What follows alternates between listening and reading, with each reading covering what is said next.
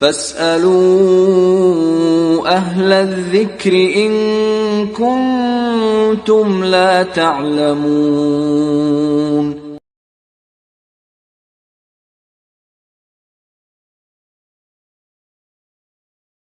الحمد لله رب العالمين والصلاة والسلام على أشرف الأنبياء والمرسلين وعلى آله وأصحابه أجمعين ومن تبعهم بإحسان إلى يوم الدين. يا أيها الذين آمنوا اتقوا الله حق تقاته ولا تموتن إلا وأنتم مسلمون.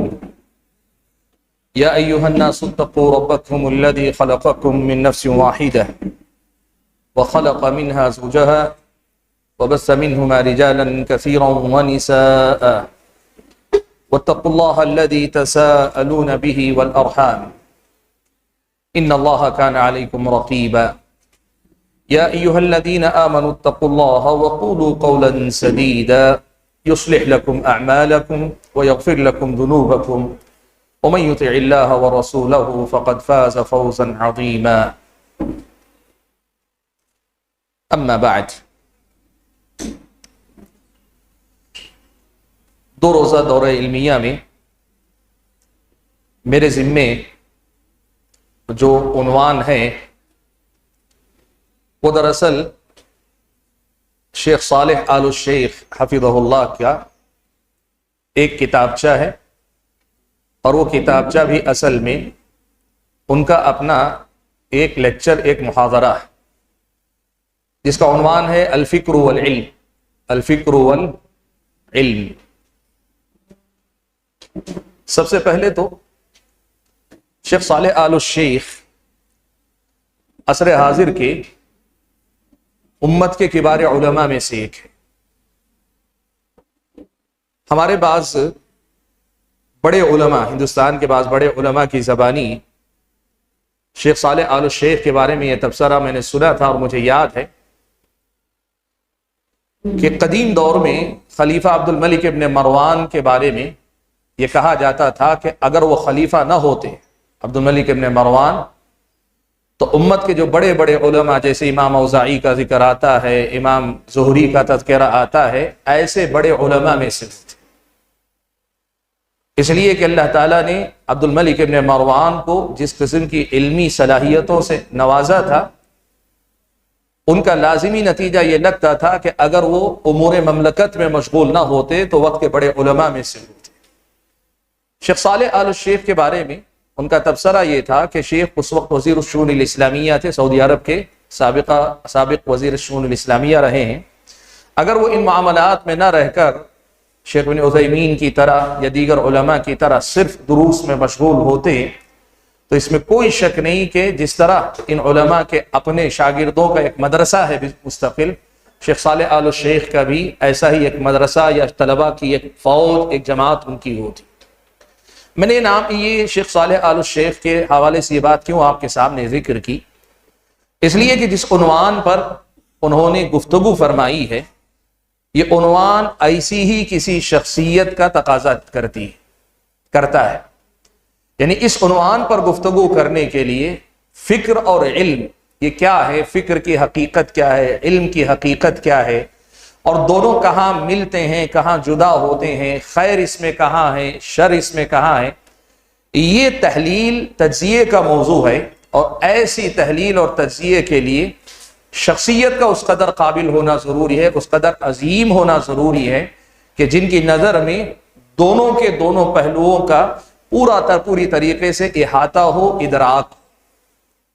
شیخ صالح آل الشیخ اس اعتبار سے کہ فی نفسی ہی ایک علمی گھرانے سے تعلق رکھنے کے ساتھ طالب علمی کے زمانے سے ایک مثالی طالب علم کی حیثیت سے انہوں نے اپنی پہچان بنائی تھی.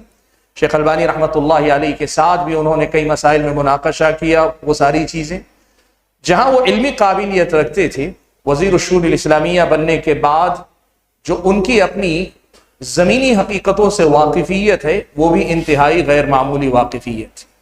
مختصر یہ کہنا چاہ رہا ہوں کہ ایک عظیم شخصیت، علمی شخصیت شیخ صالح آل الشیخ حفظہ اللہ کی، انہوں نے اس موضوع پر گفتگو کی اور گفتگو کر کے ایک بڑا ہی مفید لیکچر انہوں نے دیا، اور اس کی افادیت کا اندازہ آپ لگائیں، وہ تھا تو ایک لیکچر، لیکن اسے مستقل ایک کتاب کی شکل دے کر شائع کیا گیا، لوگوں نے اس پر مستقل دروس دیے، لوگوں نے اس پر مستقل بنیاد رکھ کر کئی جگہ دورات میں اس کو پڑھایا ہے۔ یہ اس رسالے کی اور رسالے کے لکھنے والے کی اہمیت کو بتانے والی چیز ہے۔ الفکر والعلم، اس کا عنوان کیا ہے، اس کا موضوع کیا ہے، اس میں کیا چیز بتائی ہے شیخ نے؟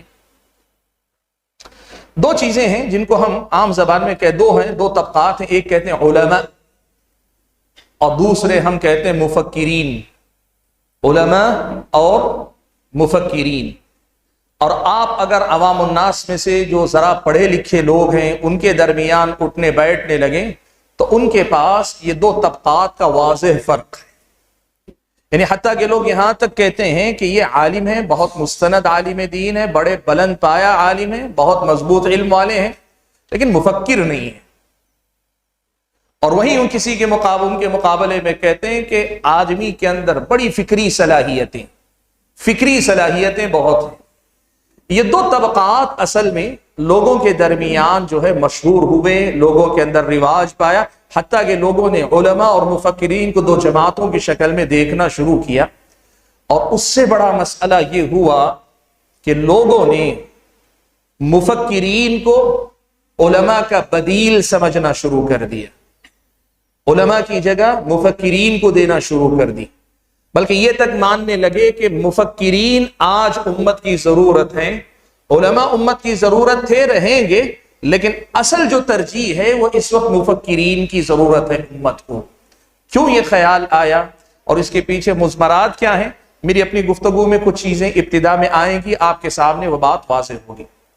شیخ صالح آل الشیخ حفظہ اللہ نے یہی مسئلہ دیکھا کہ امت کے ایک بڑے طبقے کے اندر یہ فکر پنپتی جا رہی ہے اور آگے بڑھتی جا رہی ہے کہ علماء کے جگہ پر مفکرین کو آنا چاہیے، اور امت کی علمی قیادت علماء کے مقابلے میں مفکرین کے ہاتھ میں ہونی چاہیے۔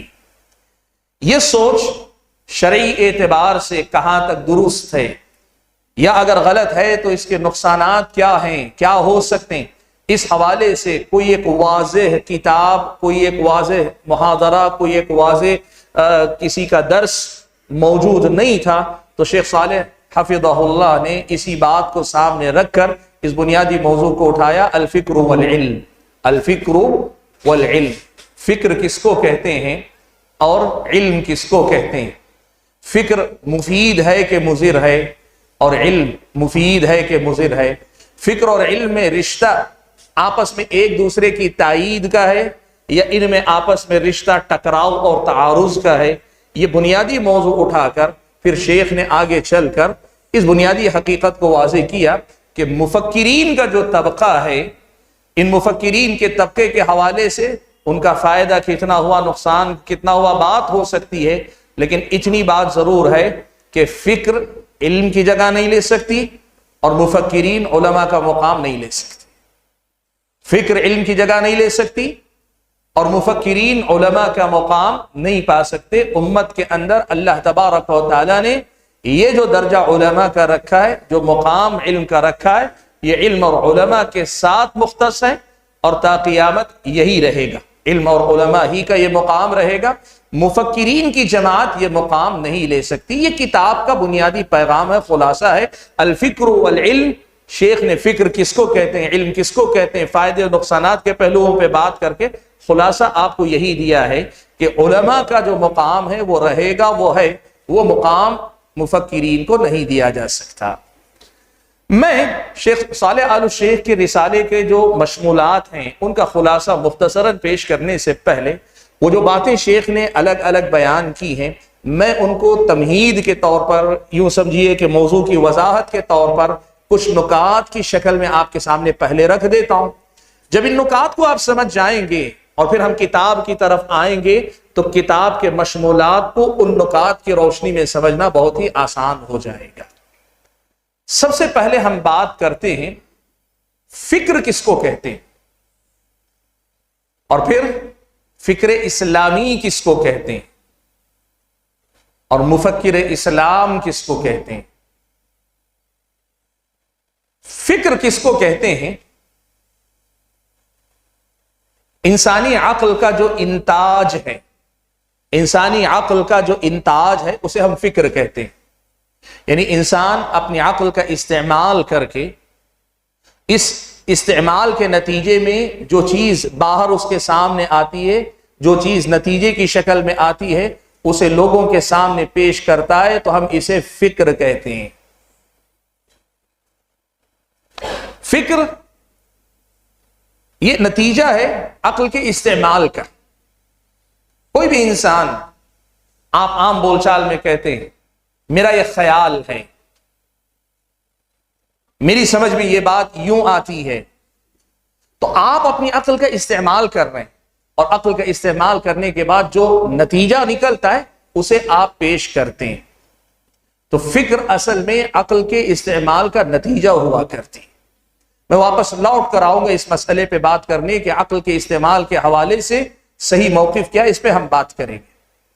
فکر اسلامی کس کو کہتے ہیں؟ فکر تو ہم نے سمجھا، فکر اسلامی کس کو کہتے ہیں اور مفکر اسلام کس کو کہتے ہیں؟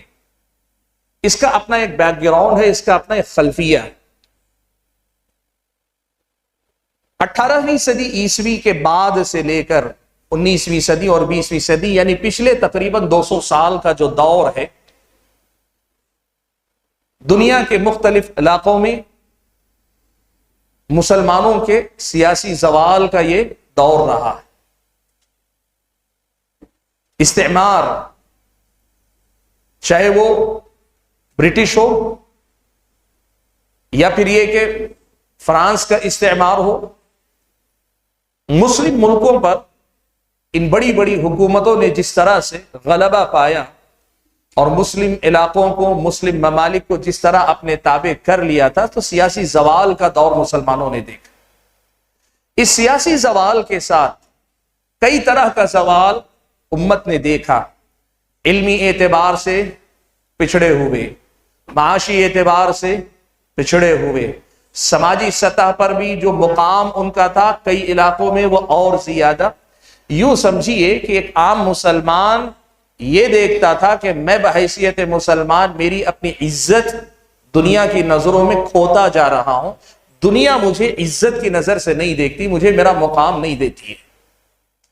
یہ جو زوال کی صورتحال تھی، سیاسی زوال بھی، علمی زوال بھی، سماجی بھی، معاشی بھی، جو زوال کا جو دور تھا نا، اس زوال کے دور میں دو تین باتیں بڑی جو ہے تیزی کے ساتھ امت کے اندر عام ہو رہی تھی۔ ایک طرف تو یہ تھا کہ غیر مسلم اسلام پر اعتراض، بڑے شدید اعتراضات کر رہے تھے، خاص طور پہ مستشرقین کی طرف سے، اورینٹلسٹ۔ یہ مسلمانوں کے مقدسات، چاہے قرآن کی بات ہو، حدیث رسول کی بات ہو، پیارے نبی صلی اللہ علیہ وسلم کی سیرت کی بات ہو، فقہ کی بات ہو، تاریخ التشریع الاسلامی کی بات ہو، سب پر اعتراضات کر رہے تھے، جس کے نتیجے میں ایک طرح سے یوں کہیے کہ مسلمانوں کے اوپر ایک پریشر، ایک دباؤ یہ تھا کہ اب وہ اسلام کی طرف سے دفاع کریں، اسلام کی طرف سے دفاع کریں۔ ایک اور دوسری طرف ایک مسئلہ یہ تھا، خاص طور پہ سیاسی زوال کا اثر یہ ہوا کہ بہت سارے مسلمانوں کے ذہن میں یہ بات پنپنے لگی کہ ویسٹرن کنٹریز، جو مغربی ممالک ہیں، وہ اسلام کو، تو معاف کیجیے، وہ نصرانیت کو چھوڑ کر انہوں نے خالص سیاست کی بنیاد پر محنت کی، تو وہ غالب آئے ہیں، اور مسلمان اسلام کی پابندی کرنے کی وجہ سے پسماندہ ہیں، پیچھے ہیں۔ وہ مذہب کو چھوڑ کر دین بیزار ہو کر ترقی کر رہے ہیں، اور ہم مذہب سے جڑے رہنے، پابند ہونے کی وجہ سے ہم ہار رہے، ہم پسماندہ ہیں۔ اور اس کے نتیجے میں لوگوں میں ایک رجحان یہ بڑھتا جا رہا تھا کہ ہم اگر دنیا میں ترقی کرنا چاہتے ہیں تو ہمیں بھی چاہیے کہ ہم دین کو سیاست سے الگ رکھیں، دین کو پرسنل معاملہ رکھیں، سیاست کو سیاست کے طرز پر ہم اپنائیں، اور اسی طرح ہم دنیا کے اندر سربلند ہو سکتے ہیں۔ یوں سمجھیے کہ ان حالات کا تجزیہ کرنے میں کچھ لوگ یہ غلطی کر رہے تھے کہ اسلام پہ عمل کرنے کی وجہ سے ہم پیچھے ہیں، وہ اسلام کو اپنے مسائل کا حل ماننے کے بجائے اپنی مشکلات کا سبب سمجھنے لگے تھے۔ آپ اور ہم کہنا چاہیں تو ایک دین بیزاری کا ایک ماحول پیدا ہو رہا تھا، لوگوں کے اندر دین سے دوری کا ایک ماحول پیدا ہو رہا تھا۔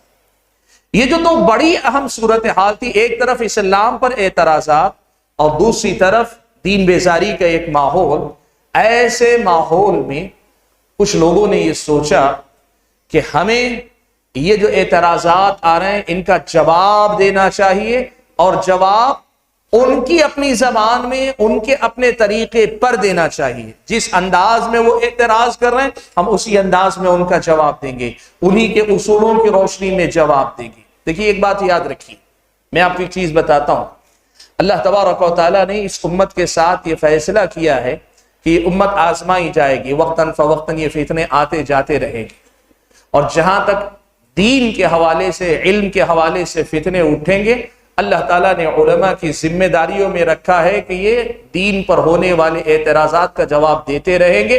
علماء نے دیا بھی، لیکن یہ جو ایک جواب دینے کا مسئلہ تھا، اس میں ایک نیا رجحان لوگوں کے اندر یہ پیدا ہوا کہ ہم اسلام کا دفاع کریں گے، لیکن اسلام کا دفاع مستشرقین کو مستشرقین کے انداز میں جواب دیں گے۔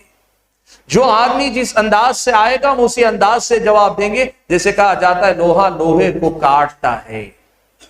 اور اس کا نتیجہ یہ ہوا کہ عام طور پر مستشرقین نے یا اسلام پر اعتراض کرنے والوں نے اپنی عقل کو بنیاد بنایا، اپنی عقل کو، ایک عام انسان کی سمجھ بوجھ کو بنیاد بنایا، اور اسی عقل کے بنیاد پر اسلام پر اعتراضات کرتے تھے۔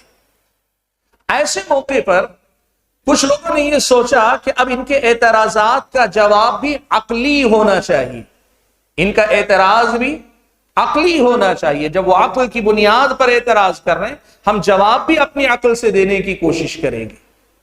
یہ جو چیز ہوئی نا، اس کے نتیجے میں اب یہ ہونے لگا، ہے تو مسلمان، جواب دینے والے مسلمان، اور چاہتے ہیں مسلمانوں کی بھلائی، کی اسلام کی طرف سے دفاع ہو اور مسلمانوں کا اعتماد دین پر بحال ہو کہ دین ہمارے مسائل کا حل ہے، ہمارے مسائل اور مشکلات کی وجہ نہیں ہے، یہی چاہ رہے ہیں۔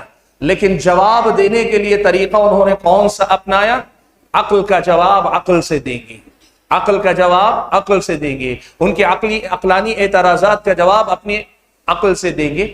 اس نتیجے میں ایک ذہن یہ بنتا گیا کہ اب اعتراضات کا جواب ہم اپنی عقل سے دیں گے تو اسلام کے دفاع میں اپنی عقل کا استعمال کر کے جو جواب دیا گیا، ان جوابات کو یا اس قسم کی محنت کو فکر اسلامی کہا گیا۔ ان جوابات کو فکر اسلامی کہا گیا، یا دوسرے الفاظ میں اور ایک میں نے وجہ بتائی کہ مسلمانوں کا اعتماد اس پر بحال رکھنا کہ اسلام ہر زمانے کی طرح اس زمانے میں بھی اتنا ہی زیادہ پریکٹیکل دین ہے، اتنا ہی زیادہ ریلیونٹ ہے، یعنی آج کے حالات سے میل کھانے والا، مطابقت رکھنے والا ہے۔ یہ میسج دینے کے لیے اسلام کو اپنے زمانے کے حالات سے جوڑنے کے نام پر بہت سارے مسائل کی نئی تشریح، نئی تعبیر، اپنے زمانے کے حالات سے مطابقت رکھنے والا بنانے کے لیے کچھ لوگوں نے محنت کی اور اس میں اپنی عقل کا استعمال کیا۔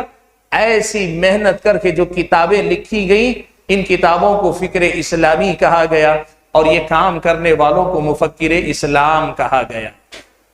بات سمجھ میں آ رہی یہاں تک؟ آپ کے بات سمجھ میں آ رہی یہاں تک؟ جی، بنیادی بات آپ یوں سمجھے، میں نے دو بڑی باتیں کہی، ایک تو میں نے کہا اسلام کی طرف سے دفاع کا مسئلہ تھا، اور دوسری طرف اسلام پر لوگوں کے ایمان و یقین کو بحال کرنے کا مسئلہ تھا۔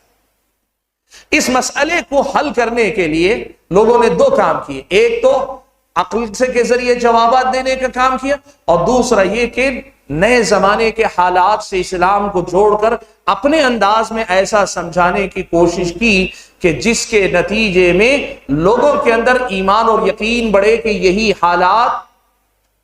حالات ہمیں بہتری کی طرف لے کر جائیں گے اگر ہم اسلام کی پابندی کریں گے۔ تو اس سوچ کے ساتھ جو کتابیں لکھی گئیں، ان کتابوں کو فکر اسلامی یا فکری کتابیں اور ایسی محنت کرنے والے افراد کو مفکرین اسلام یا مفکر اسلام کا نام دیا گیا۔ یہ ہے فکر اسلامی اور مفکر اسلام۔ میں واپس لوٹتا ہوں، میں نے آپ کے سامنے سوال رکھا تھا فکر کیا ہے؟ میں نے آپ کو بتایا فکر ہے انسانی عقل کے استعمال کے نتیجے میں جو چیز آتی ہے۔ یہاں سب سے پہلے ہم اور آپ ایک مسئلہ سمجھ لیں، شریعت میں عقل کا درجہ اور مقام کیا ہے؟ شریعت اسلامیہ میں عقل کا مقام اور درجہ کیا ہے؟ شریعت اسلامیہ میں عقل کا مقام اور درجہ کیا ہے؟ اگر اس کا آپ جواب دیکھیں گے، آپ امت کی تاریخ میں دیکھیں گے 3 آپ کو موقف نظر آئیں گے۔ کچھ لوگ عقل کے باب میں تفریط کا شکار تھے، عقل کو اس کا مقام دینے کے لیے تیار نہیں تھے، اور کچھ لوگ افراط کا شکار تھے، عقل ہی کو انہوں نے سب کچھ سمجھ لیا تھا۔ اور ان دونوں کے درمیان اہل سنت والجماعت کا موقف ہے، اور وہ موقف وسطیت پر مبنی ہے اور کتاب و سنت کی تعلیمات سے مطابقت رکھنے والا موقف ہے۔ یہ 3 موقف آپ کو ملیں گے۔ پہلا موقف نہیں، میں بتاتا ہوں۔ پہلا موقف، عقل کو بالکل عقل کے باب میں تفریط کا شکار لوگ، یعنی عقل کو اس کا مقام دینے کے لیے تیار نہیں۔ یہ صوفیہ کے اندر آئی بات۔ صوفیہ کے اندر یہ بات آئی کہ وہ اللہ تبارک تعالیٰ تک پہنچنے کی راہ میں عقل کو رکاوٹ سمجھتے تھے۔ وہ کہتے تھے کہ آپ کو اللہ تعالیٰ کا مقرب بندہ بننا ہے تو عقل کو آپ کو کنارے رکھنا پڑے گا، آپ کو محبت کے سہارے آگے بڑھنا پڑے گا۔ یعنی آپ یہ سوال نہیں کریں گے کسی بھی مسئلے پہ کہ کیوں، یہ حکم کیوں، ایسا کیوں، آپ اپنی عقل کا کوئی مسئلہ اس میں بیچ میں نہیں لائیں گے۔ یہاں آپ کو اندھا بن کر ایک طرح سے آنکھ بند کر کے آپ کو آگے بڑھنا ہے۔ تفصیل کا وقت نہیں ہے، اس لیے کہ میرا عنوان وہ نہیں ہے، تفصیل میں جا نہیں سکتا، لیکن آپ کو بتانا چاہتا ہوں کہ صوفیہ نے عقل کو بہت پیچھے کر دیا اور یہ کہا کہ عقل استعمال کرنے والا گمراہ ہی ہوتا ہے، عقل استعمال کرنے والا گمراہ ہی ہوتا ہے۔ وہ یہی کہتے ہیں ابلیس گمراہ کیوں ہوا؟ اس نے اپنے عقل کو استعمال کیا، کہا انا خیر من خلقتنی من نار وخلقتہ من طین۔ اس لیے کہتے ہیں اللہ تعالیٰ کے پاس آگے بڑھنا ہے، جنت کی طرف جانا ہے، آپ کا کام یہ کہ آپ عقل کو چھوڑیں، عقل کو لے کر آپ آگے اللہ تعالیٰ کی طرف نہیں بڑھتے۔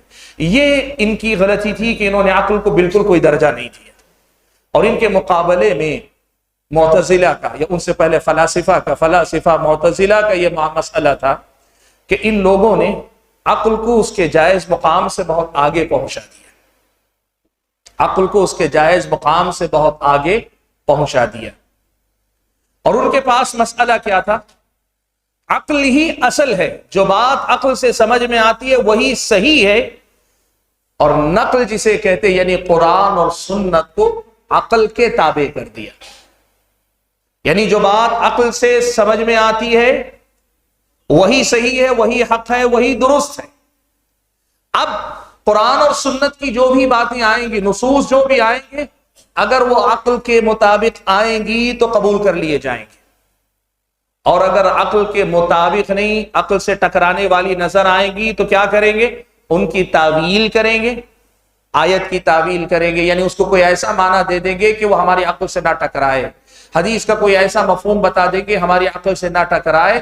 مختصر یہ کہ نقل کو عقل کے تابع کر دیں گے، قرآن و سنت کو عقل کے تابع کر دیں گے۔ اگر مطابقت رہی الحمدللہ قبول کر لیں گے، اگر اختلاف ہوا تو قرآن یا سنت کی تعویل کریں گے، اور اگر تعویل نہیں ہو سکتی ہے تو اسے چھوڑ بھی دیں گے، لیکن عقل جو دلالت کرتی ہے، عقل جو بتاتی اسی کو اصل مان کر چلیں گے۔ یہ افراط تھا عقل کے معاملے میں، عقل کے معاملے میں یہ افراط ہے۔ ان دونوں کے مقابلے میں علماء اہل سنت والجماعت کا موقف کیا ہے؟ علماء اہل سنت والجماعت کا موقف یہ ہے کہ عقل اللہ تبارک و تعالیٰ کی دی ہوئی ایک قوت ہے، اللہ تعالیٰ کی دی ہوئی ایک نعمت ہے۔ عقل اللہ تعالیٰ کی دی ہوئی قوت ہے، اللہ تعالیٰ کی دی ہوئی ایک نعمت ہے، اور یہ نعمت اللہ تبارک و تعالیٰ کی، اسی پر اللہ تعالیٰ نے انسان کے مکلف ہونے کا دار و مدار رکھا ہے۔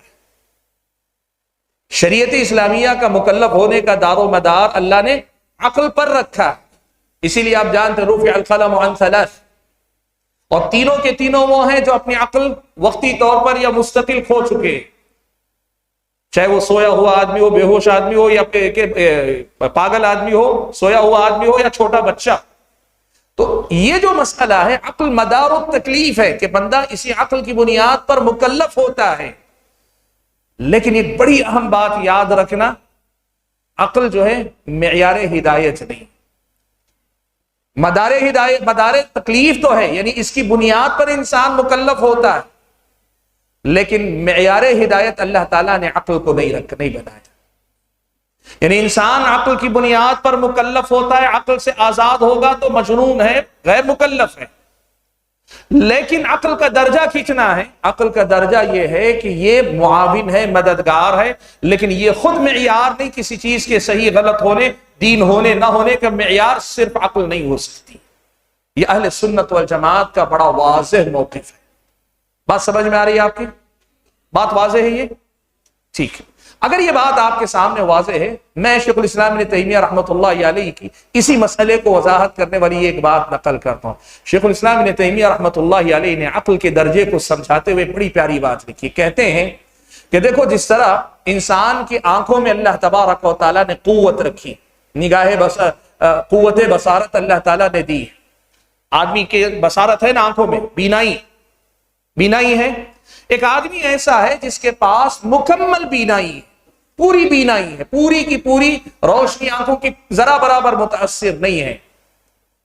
آپ ایسی پوری بصارت والے انسان کو کسی اندھیرے مقام پہ چھوڑ دیں گے تو کیا وہ دنیا کی ان ساری چیزوں کو جیسی ہیں ہو بہو ویسے دیکھ پائے گا؟ نہیں دیکھ پائے گا۔ مثال دے کر شیخ الاسلام کہتے ہیں، یا تو سورج اور چاند یا کس کی روشنی یا چراغ کی روشنی جب تک باہر سے اس کی مدد نہیں کرے گی، یہ اندرونی جو بصارت کی قوت ہے، قوت بصارت پوری ہونے کے باوجود جب تک باہر کی روشنی اس کا ساتھ نہیں دیتی، چیزوں کو اس کی حقیقت کے مطابق انسان دیکھ نہیں سکتا ہے۔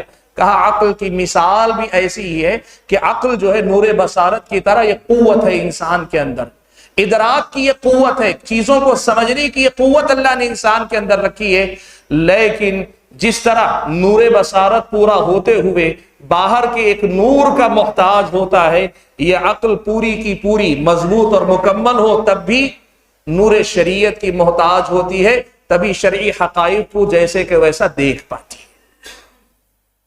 یہ شیخ الاسلام ابن تیمیہ رحمۃ اللہ علیہ نے مثال کے ذریعے بتا۔ اسی لیے اب یہاں دیکھو مسئلہ کہاں آتا ہے۔ کتاب و سنت کی تعلیمات کی روشنی میں اہل سنت والجماعت اسی لیے کہتے ہیں کہ اصل کتاب و سنت کی تعلیمات، وہ جو خارجی نور ہے، اللہ تعالیٰ کی طرف سے جو نور آیا، اللہ نے کہا نا قد جاءکم من اللہ نور وکتاب مبین، وہ جو اللہ کی طرف سے نور آیا، یہ نور اصل ہے، اور اس نور کے ادراک کے لیے اللہ تعالیٰ نے کیا کیا ہے، یا یوں سمجھیے اس نور کے ساتھ مل کر کسی بھی چیز کی حقیقت کی ادراک کے لیے اللہ تعالیٰ نے یہ عقل کی قوت اللہ تعالیٰ نے عطا فرمائی ہے۔ اس لیے طریقہ ہمیشہ یہ ہونا چاہیے جو اہل سنت کا طریقہ، کہ اعتبار کتاب و سنت کی بیان کردہ حقیقتوں کا ہوگا، اور عقل کا استعمال ان حقیقتوں کو سمجھنے کے لیے کیا جائے گا۔ عقل کا استعمال ان حقیقتوں کو سمجھنے کے لیے کیا جائے گا، اور اگر کہیں عقل نقل سے ٹکراتی نظر آتی، یعنی قرآن و سنت میں آئی ہوئی کسی بات سے ہماری عقل ٹکراتی نظر آتی ہے تو ہم کیا کریں گے؟ شیخ الاسلام ابن تیمیہ نے بہت سادہ سا ضابطہ دیا ہے۔ سب سے پہلے یہ دیکھو کہ نقل صحیح ہے کیا، یعنی یہ قرآن کی آیت ہے، قرآن کی آیت ہے تو سب صحیح ہے۔ اگر حدیث رسول ہے تو کیا صحیح سند کے ساتھ یہ حدیث ثابت ہے؟ محدثین کرام نے اس حدیث کے پر صحیح ہونے کا حکم لگایا۔ اگر اللہ کے نبی سے ثابت نہیں ہوتی تو بات سمجھ میں آتی ہے کہ بھائی غلط ہے، روایت ضعیف ہے اور عقل سے ٹکرا رہی، اس لیے روایت کو چھوڑ دو۔ لیکن اگر نقل صحیح ہے تو پھر عقل سلیم سے وہ ٹکرا نہیں سکتی، اس لیے کہ اس عقل کا جو خالق رب ذوالجلال ہے، جو خالق رب ذوالجلال ہے، وہی رب ذوالجلال نے یہ حکم بھی بھیجا ہے الا لہ الخلق والامر، اللہ تعالیٰ ہی کی تخلیق ہے اور اللہ تعالیٰ ہی کی طرف سے امر یعنی شریعت اسلامیہ آتی، ان دونوں میں ٹکراؤ نہیں ہو سکتا۔ اگر پھر بھی ٹکراؤ نظر آ رہا ہے تو اس کا مطلب یہ ہوا کہ عقل میں خلل ہے، سمجھ میں کہیں کوتاہی ہے، عقل پھر سلیم نہیں رہ گئی۔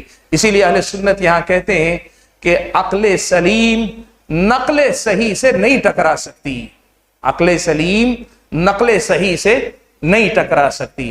اگر کہیں عقل نقل سے ٹکراتی ہے، عقل اور نقل میں ٹکراؤ اور تعارض ہوتا ہے، تو یا تو نقل صحیح نہیں ہوگی یا عقل سلیم نہیں ہوگی، یا تو نقل صحیح نہیں یا پھر عقل سلیم نہیں ہے۔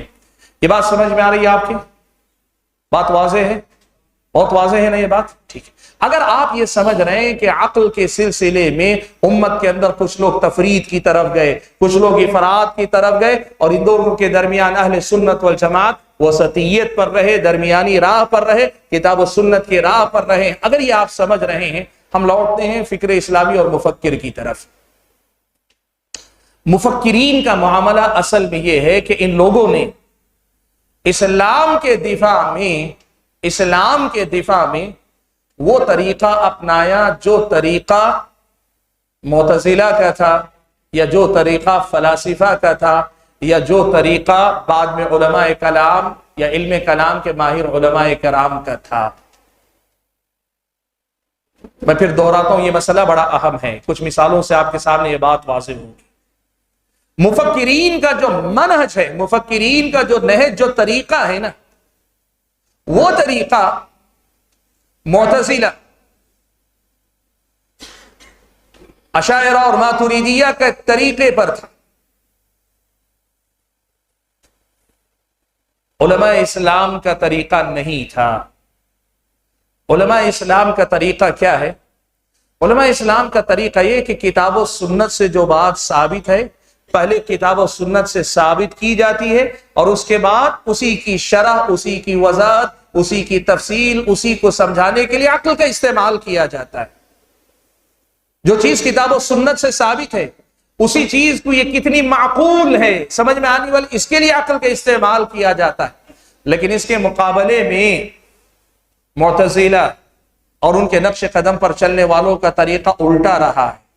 عقل سے جو بات ثابت ہوتی ہے اس کو بنیاد مانتے ہیں، اور پھر اس کے بعد نصوص کی یا تو تعویل کرتے ہیں یا پھر نصوص کو وہ چھوڑ دیا کرتے ہیں۔ یہ ان کا اپنا طریقہ رہا ہے۔ مفکرین کا مسئلہ کیا ہوا میں آپ کو بتا دوں، اور یہ بتانے کے لیے میں تاریخ اسلام کے پہلے یہ قدیم تجربے کا تذکرہ کرتا ہوں۔ یہ جو صورتحال میں نے بتائی نا کہ ایک طرف اسلام پر اعتراضات ہو رہے تھے، دوسری طرف لوگوں کا اعتماد متزلزل ہو رہا تھا اسلام پر، 18ویں 19ویں 20ویں صدی میں جو بات میں نے کہی، آپ یقین کریں اسی سے ملتا جلتا ایک تجربہ اس سے پہلے امت میں قدیم ہو چکا ہے۔ اور یہ وہ دور تھا جب فلسفہ، یونانی فلسفہ، رومی فلسفے کی کتابوں کا ترجمہ ہوا۔ مامون رشید کے دور میں، ہارون رشید کے بیٹے مامون کے دور میں بیت الحکمہ جب قائم ہوا، اور یونانی اور تورانی کتابیں جب فلسفے کی ترجمہ کی گئیں، اس موقع پر اسلام پر اعتراضات ہوئے، شبہات پیدا کیے گئے، حتیٰ کہ یہی صورتحال، ایک طرف اسلام کے دفاع کی ضرورت تھی اور دوسری طرف لوگوں کا ایمان اسلامی عقائد پر بحال رکھنے کی ضرورت تھی۔ اس دور میں امت میں امت کے دو طبقات نے اس فتنے کا مقابلہ کیا بنیادی طور پر۔ ایک طبقہ ہے محدثین کرام کا، محدثین کرام کا طبقہ ہے، انہوں نے کیا کیا؟ کتاب و سنت کی جو تعلیمات ہیں، آیات، احادیث اور فہم سلف صحابہ تابعین کے جو اقوال ہیں، ان کے ذریعے اس فتنے کا مقابلہ کیا۔ یہ جو اللہ تبارک و تعالیٰ پر ایمان کے بارے میں اعتراضات، اللہ کے وجود کے بارے میں اشکالات، صفات باری تعالیٰ کے بارے میں شبہات، یہ جو فلسفے کی بنیاد پر لوگوں نے کیے تھے اعتراضات، محدثین کرام نے کتاب و سنت کی تعلیمات کی روشنی میں ان کا مقابلہ کیا۔ لیکن ان کے مقابلے میں امت کے لوگوں میں سے، امت کے اپنے علماء میں سے ایک طبقہ، جن کو بعد میں علماء کلام کہا گیا، انہوں نے ایک نئے علم کی بنیاد رکھی جسے علم کلام کہا جائے. اور یہ علم کلام کیا ہے اگر آپ کہنا چاہیں تو سادہ الفاظ میں فلسفہ انسانی عقل کی بنیاد تھا. یعنی فلسفے کی بنیاد انسانی عقل تھی، اور انسانی عقل نے جو ضابطے طے کیے تھے ان ضابطوں کی روشنی میں اسلامی عقائد پر اعتراضات کیے جا رہے تھے. تو جواب دینے والے گروہ نے بھی کیا کیا، یہ اگر عقلی استدلال سے اعتراض کر رہے ہیں تو ہم بھی عقلی استدلال سے ان کے اعتراض کا جواب دینے کی کوشش کریں گے اور جواب دیں گے. اس بنیاد پر جس طرح فلاسفہ نے اپنی عقل استعمال کر کے اصول مقرر کیے، علم کلام کے موجد ان علماء کرام نے اپنی اپنی عقلیں استعمال کر کے دفاع اسلام کی غرض سے، بات سمجھے میری یہ بڑی اہم ہے، دفاع اسلام کے غرض سے انہوں نے کیا کیا، اپنی طرف سے علم کلام کے نام پر بہت سارے اصول وضع کیے. یوں سمجھیے کہ عقلی اعتراضات کا جواب عقل سے دینے کی کوشش کی. نتیجہ کیا نکلا؟ نتیجہ وہی جسے شاعر نے ایک لفظ میں کہا، حفظت شیئا وغابت عنک اشیاء. تم نے ایک چیز کی تو حفاظت کر لی لیکن بہت ساری چیزیں تمہاری نظروں سے اوجھل ہو گئی. نتیجہ کیا ہوا معلوم ہے؟ جیسے علم کلام کے علماء کون ہیں؟ اشاعرہ اور ماتریدیہ. علماء کلام اشاعرہ اور ماتریدیہ. اشاعرہ اور ماتریدیہ نے فلاسفہ کا رد کیا، معتزلہ پہ رد کیا، اور بڑی لمبی کتابیں لکھی ہیں. ایسا نہیں کہ انہوں نے نہیں کی، بہت ساری. لیکن چونکہ طریقہ کون سا اپنایا تھا؟ وہ جو اہل سنت کا طریقہ ہے کہ نقل کو اصل مانو، کتاب و سنت کو اصل مانو اور عقل کو نقل کے تابع رکھو. اس منہج کو چھوڑ کر انہوں نے منہج معتزلہ والا اپنایا تھا کہ عقل کو اصل مانا اور نقل کو اس کے تابع رکھا. تو نتیجہ کیا ہوا پتہ ہے آپ کو؟ نتیجہ یہ ہوا کہ اللہ تعالیٰ کے اسماء و صفات میں سے صرف 7 صفات کو وہ ثابت کرتے ہیں اور بقیہ ساری صفات کا انکار کرتے ہیں. یعنی یوں ہوا کہ آدھی باتیں رد کی تو آدھی باتیں قبول بھی کر لی. تھوڑی باتوں کا جواب دیا، وہی بہت ساری باتوں کو قبول بھی کر لیا. غلط ہے. یاد رکھیں جب منہج صحیح نہیں ہوتا، طریقہ صحیح نہیں ہوتا تو پھر نتیجہ صحیح نہیں نکل سکتا. یہی تجربہ لوگوں نے پرانے زمانے میں کیا تھا اور اس کے نتیجے میں کیا ہوا؟ علم کلام کے نام پہ ایک علم بھی وجود میں آیا، سب ہوا.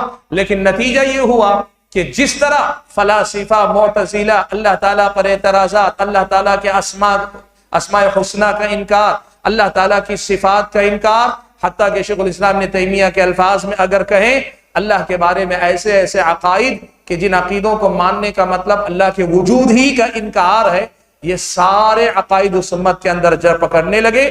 اور ان لوگوں نے جب جواب دینے کی کوشش کی تو جب منہج عقل کو اوپر رکھنے کا اپنایا تو پھر ہوا یہ کہ دفاع اسلام کے نام پر اسلام کا نقصان کر بیٹھے. دفاع اسلام کے نام پہ اسلام کا نقصان کر بیٹھے. یہ جو ماضی میں تجربہ علماء کلام نے علم کلام کے ذریعے کیا تھا، وہی تجربہ 19ویں صدی میں مفکرین نے فکر اسلامی کے نام پر کیا. اگر آپ اس باب کو سمجھتے ہیں، ان مسائل کو سمجھتے ہیں، تو پھر آپ اس کو بھی سمجھیے. جو تجربہ پرانے زمانے میں علم کلام کے ایجاد کا سبب بنا تھا، وہی تجربہ نئے زمانے میں فکر اسلامی کی ایجاد کا سبب بنا. اب یہاں کیا ہوا؟ ایک بات تو یہ ہے، سب سے پہلے آپ اور میں یہ سمجھیں، نماز 2:45 بجے ہوگی انشاءاللہ. نماز 2:45 بجے، تو آپ اس کو سمجھیں تو بات مکمل کر لو. ایک بات تو یہ ہوئی کہ لوگوں نے کیا کیا، ایک چیز یہ دیکھی کہ یہ جتنے مفکرین ہیں یا فکر اسلامی جسے کہا جاتا ہے، چونکہ اس میں دفاع اسلام کی بات کی جا رہی ہے، چونکہ اس میں اسلام پر لوگوں کی ایمان و یقین کو مضبوط کرنے کی بات کی جا رہی ہے، لوگوں نے اس بات کو دیکھ کر اسے آنکھ بند کر اپنانا شروع کر لیا. بلکہ یہاں تک لوگوں کا ذہن چلا گیا کہ اب یہ دفاع کا کام، یہ جو جدید فتنہ، نئے جو فتنے ہیں، نئے فتنوں کا مقابلہ مفکرین کے نقش قدم پر چل کر ہی کیا جا سکتا ہے. مفکرین کے نقش قدم پر چل کر ہی کیا جا سکتا ہے. علماء اور علم کے طریقے پہ چلیں گے تو ہم اسلام کا دفاع نہیں کر پائیں گے. علم اور علماء پر سے اعتماد ختم ہونے لگا, فکر اسلامی اور مفکرین کو وہ جگہ دی جانے لگی. یہ پورا بیک گراؤنڈ ہے جس میں یہ فکر اسلامی اور مفکرین کا وجود ہوا. میں آپ کو مختصر الفاظ میں 2-3 نکات ایسے دے دیتا ہوں جو شیخ صالح آل الشیخ نے ذکر کی, مثالیں میری طرف سے, لیکن نکات جو شیخ صالح آل الشیخ کی کتاب کے 2-3 بنیادی باتیں آپ کو یاد رکھنی پڑیں گی. سب سے پہلی بات یاد رکھو, علم خیر کلو, علم جو ہے ہدایت ہی ہدایت. علم میں ہدایت اور گمراہی نہیں, علم ہدایت ہی ہدایت ہے, یہ نور ہے. لیکن فکر وہ ہدایت بھی ہو سکتی ہے, گمراہی بھی ہو سکتی ہے. یہ بنیادی فرق آپ کو یاد رکھنا پڑے. عالم اور مفکر کا فرق علم اور فکر کے فرق سے متعین ہوتا ہے. اور اگر آپ علم کی بات دیکھیں گے, قرآن آپ پڑھ کر دیکھیں, علم کی اللہ تعالیٰ نے ہمیشہ مدح کی, ہمیشہ اللہ تعالیٰ نے علم کو تعریف کے ساتھ ہی ذکر کیا ہے. لیکن فکر کی اگر آپ بات کریں گے, اللہ نے فکر کی تعریف بھی کی ہے, فکر کی مذمت بھی کی ہے. قرآن میں اگر آپ پڑھیں گے, قرآن میں آپ کو ملے گا اللہ تعالیٰ لقوم یعقلون لقوم یتفکرون کتاب انزلناہ الیک مبارک لیدبروا آیاتہ. عقل, تفکر, تدبر, یہ سب چیزیں بتاتی ہے کہ اللہ تعالیٰ نے عقل کے استعمال پر ابھارا ہے, عقل کے استعمال کی ترغیب دلائی. اور وہیں اللہ تبارک و تعالیٰ نے عقل اور فکر و نظر کی مذمت بھی کی ہے. کہاں کی ہے پتہ ہے آپ کو؟ اللہ نے فرمایا انہ فکر وقدر فقتل کیف قدر ثم قتل کیف قدر ثم نظر ثم عبس وبصر. اگر آپ ان آیتوں کو پڑھیں گے آپ کو سمجھ میں آئے گا کہ اللہ تبارک و تعالیٰ نے یہاں ایک خاص فکر کی مذمت کی. فکر اور علم کا یہ بنیادی فرق ہے, یاد رکھیں آپ کہ علم ہدایت ہے اور سراپا ہدایت ہے, اور فکر ثواب اور خطا دونوں کو محتمل ہے, دونوں کو محتمل ہے. بات واضح ہے, سمجھ میں آ رہی ہے؟ ایک بات. دوسری بات, آپ یہ بات یاد رکھیے, اور یہ بات آپ کو علماء اور مفکرین کے حوالے سے یاد رکھنی چاہیے. دنیا کے جتنے مذاہب ادیان ہیں, جتنے مذاہب اور ادیان ہیں, ان تمام مذاہب اور ادیان میں اور اسلام میں ایک بنیادی فرق ہے. وہ کیا ہے؟ ایک بنیادی فرق یہ ہے کہ تمام مذاہب نے, چاہے وہ جیسے آسمانی مذاہب کہہ جاتے ہیں یعنی اللہ تعالیٰ کی طرف سے بھیجے گئے مذاہب ادیان ہو, یا لوگوں نے جس کو ایجاد کر لیا اپنی طرف سے, سارے مذاہب نے اپنے دین کی بنیادی کتابوں کو ضائع کر دیا. کسی کے پاس اپنی مذہبی کتابیں, اپنی بنیادیں محفوظ نہیں ہیں, کوئی بھی, سوائے اسلام کی, سوائے اسلام اور مسلمانوں کی. اب اس کا نتیجہ کیا ہے؟ یہ جو فرق ہے کہ ان کے پاس بنیادیں محفوظ ہیں, ان کے پاس بنیادیں نہیں ہیں, اس کا نتیجہ کیا ہے؟ نتیجہ یہاں نظر آتا ہے. آپ دیکھیے کہ اب اگر کوئی آدمی مثال کے طور پر ہندوازم پہ بات کر رہا ہے, تو ہندوازم پہ بات کرنے والا اگر کوئی 2-4 کتابیں اس پہ لکھ لے, یا اس میں اس نے PhD کر لی ہے, یا اس نے اپنی زندگی اس مذہب پہ لکھی گئی کتابوں پہ پڑھنے میں لگا دی ہے, تو اس کا اس فن سے جڑ جانا خود اس آدمی کو یہ مقام دے دیتا ہے کہ اب ہندو مذہب کے بارے میں وہ جو رائے دے گا اس رائے کی اپنی اہمیت.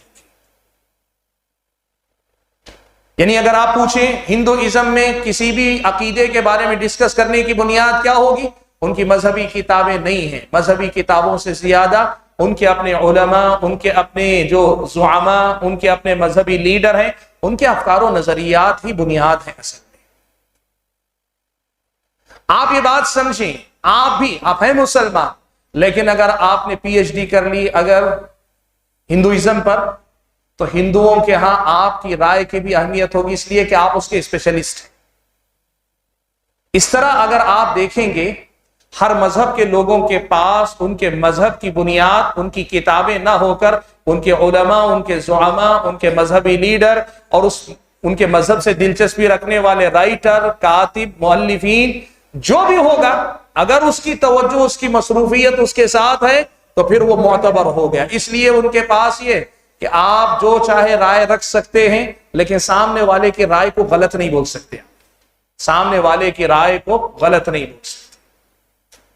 اس کے مقابلے میں اسلام کا مسئلہ یہ ہے، یہاں اسلام کے نام پہ کوئی بھی بولے، ہر ایک کی بات کو پرکھا جائے گا. کس بنیاد پہ پرکھا جائے گا؟ کتاب و سنت کے بارے میں پرکھا جائے گا. دو رائے آ گئی کسی مسئلے میں، فردوہ الی اللہ والرسول فإن تنازعتم فی شیء فردوہ الی اللہ والرسول. اور یہاں چاہے کسی کی بھی رائے ہو، اگر وہ صحیح معیار پہ کھری نہیں اترتی ہیں، ان کو رد کیا جائے گا، ان کو رد کیا جائے گا. کل یؤخذ من قولہ ویرد علیہ الا صاحب ھذا القبر. یہ ایک ایسا بنیادی فرق ہے تمام ادیان و مذاہب اور اسلام کے اندر جس کو ہمیں سامنے رکھنا چاہیے. اگر یہ فرق ہم سمجھتے ہیں تو پھر آپ کو یہ بات سمجھ میں آئے گی. دیکھیں بڑی اہم بات میں آپ کو بتا رہا ہوں، اور یہ بات عام طور پر لوگ نظر انداز کرتے ہیں.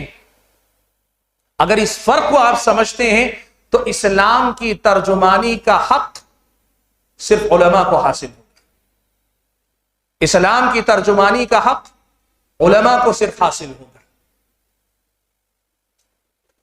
دنیا میں دیگر مذاہب میں یہ ہو سکتا ہے کہ کوئی بھی آدمی مفکر قسم کا جو اپنا دماغ استعمال کرتا ہے، اپنی محنت لگاتا ہے، وہ کسی بھی دین کے بارے میں بولے تو اس کی بات، اس کی رائے کا ایک وزن ہوگا. لیکن اگر اسلام کے بارے میں بات ہوگی تو کسی بھی مفکر کی رائے صرف رائے ہوگی، وہ اسلام نہیں ہو سکتا. یہ بہت بڑا فرق ہے، یاد رکھیں.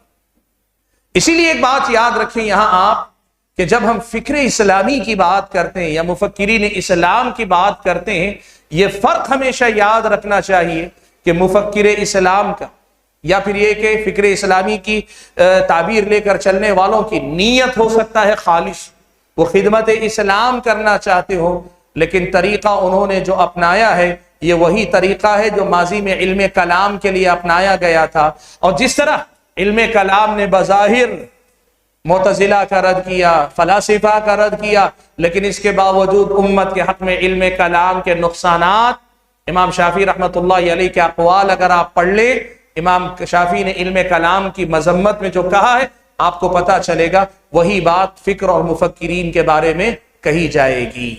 میں بات آپ کو بتانا چاہتا ہوں کہ فکر اسلامی یا مفکرین اسلام کا جو طبقہ ہے یہ اصل میں وہی معتزلہ، اشاعرہ اور ماتوریدیہ کا یہ امتداد ہے، انہی کا تسلسل ہے. نئے زمانے میں نئے حالات میں پھر سے ایک مرتبہ نیا تجربہ کیا گیا ہے، لیکن منہج اور طریقہ وہی اپنایا گیا ہے. اور شیخ صالح آل الشیخ نے اس پوری کتاب کے اندر اسی بنیاد کو سامنے رکھ کر یہ بتایا ہے کہ فکر جو ہوتی ہے وہ صحیح بھی ہو سکتی ہے، غلط بھی ہو سکتی ہے. اسی لیے اسلام کی ترجمانی علم کرے گا، علماء کریں گے. مفکرین اگر ترجمان اسلام سمجھ لیے گئے تو پھر اس کا مطلب یہ ہوا کہ اسلام کی نمائندگی کے سلسلے میں بہت بڑا جھول، بہت بڑا خلل در آئے گا. یہ اس کتاب کا بنیادی پیغام ہے جو شیخ صالح آل الشیخ حفظہ اللہ نے اس میں ذکر کیا.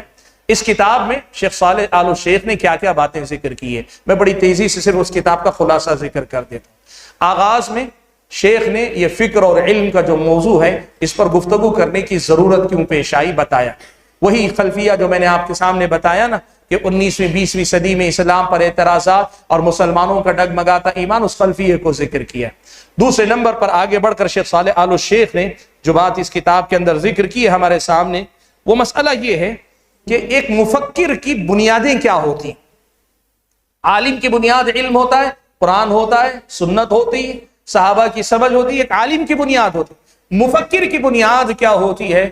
شیخ صالح آل الشیخ نے ذکر کیا سب سے پہلے تو ایک مفکر کے پاس مضبوط علم سے زیادہ ثقافہ عامہ، جنرل نالج اس کی بنیاد عام طور پہ ہوتی ہے.